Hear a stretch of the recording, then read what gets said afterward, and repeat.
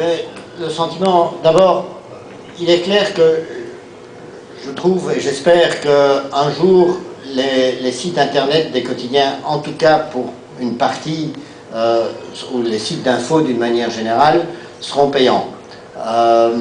Alors, malheureusement, on est encore trop, je trouve, entre sites d'info à se faire une concurrence actuelle à l'audience, parce qu'on veut être le premier, et chez nous, dans notre groupe de presse, tous les vendredis, on regarde les chiffres d'audience, et waouh, on les a battus, waouh, on les a pas battus, gna gna gna, ça va pas, et on est vraiment dans ce trip à être le premier, et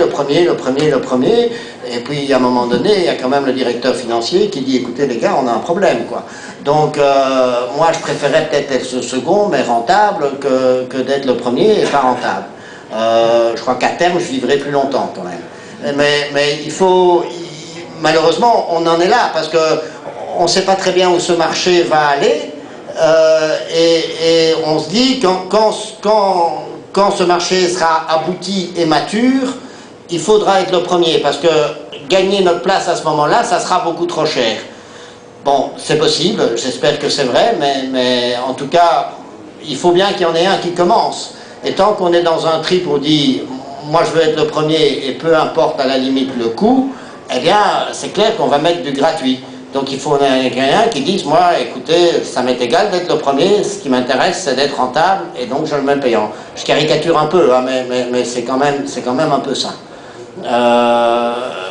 Alors on a une opportunité, je crois, avec les smartphones, parce que les gens qui savent se payer 300 ou 400 € un iPhone ou un Nokia de la dernière génération, bon, ben, si on leur demande 5 € par mois pour pouvoir lire une appli de la Libre Belgique ou du Soir, ça me semble pour eux quelque chose d'acceptable. Donc je crois qu'on a cette opportunité-là avec les smartphones où finalement on s'ouvre encore un nouveau champ et on devrait prendre l'opportunité sur le web, sur la toile, sur le PC classique, à mon avis, c'est déjà perdu, qu'on ne loupe pas cette opportunité au niveau des smartphones.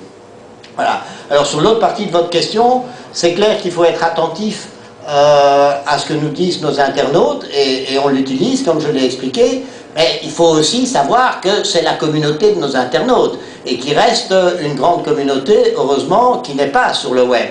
Et donc la sensibilité des internautes, c'est la génération X, et puis il y a encore beaucoup de quotidiens et de lecteurs de quotidiens qui sont génération Y, sorry, je m'excuse. Hein? Donc c'est la génération de monsieur, là, hein?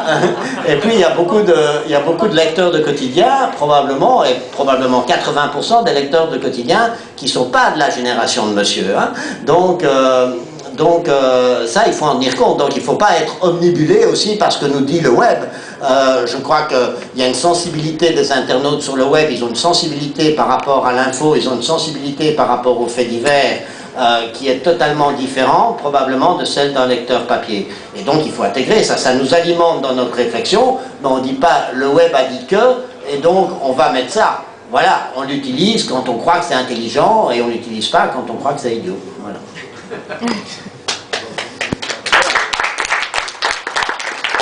Donc merci à nos invités pour, et à moi, et à Yves, on va laisser prendre la parole. Merci pour vos réponses.